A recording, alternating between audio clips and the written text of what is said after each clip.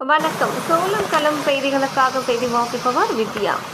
செங்கம் அருகே ஏரி மண்ணை திருட ஏரி கோடிக்கரையை உடைத்த மண் திருடர்களால் விவசாயம் பாதிப்பு. திருவண்ணாமலை மாவட்டம் செங்கம் அடுத்த விம்மானந்தல் ஊராட்சிக்கு சொந்தமான ஏரியில் இருந்து மண் திருட ஏரியின் கோடியை உடைத்தும் தண்ணீர் செல்லும் பாதையில் மணல் கொட்டி அவ்வழியாக ஏரியில் இருந்து மண்ணை திருடி வந்துள்ளனர்.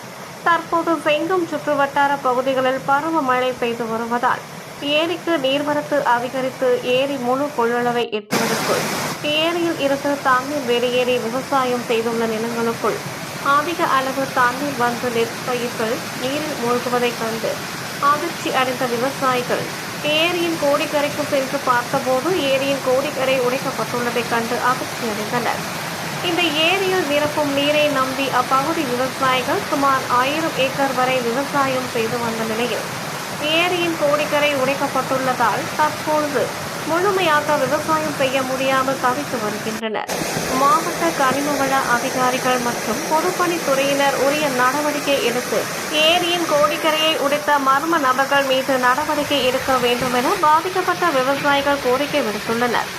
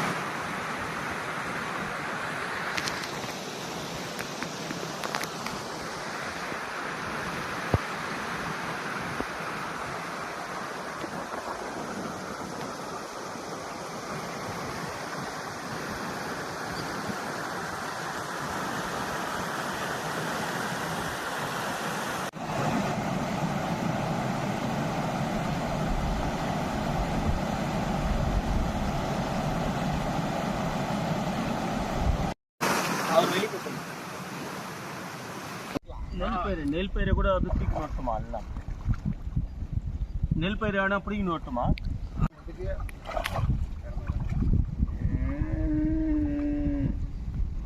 போற மொழிச்சுன்னு தூக்கி காட்டு போற தண்ணி சாயறதுனால நடாம கோரை ஏறி போச்சு.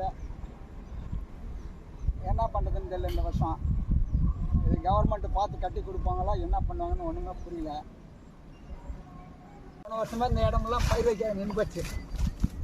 அடுத்த வருஷம் பார்த்தீங்கன்னா பூரா முள்ளு முடிச்சிடும் அந்த கோரையில். அது உழவு ஓட்டி ஓட்ட முடியல எங்களால் பயிர் வைக்க.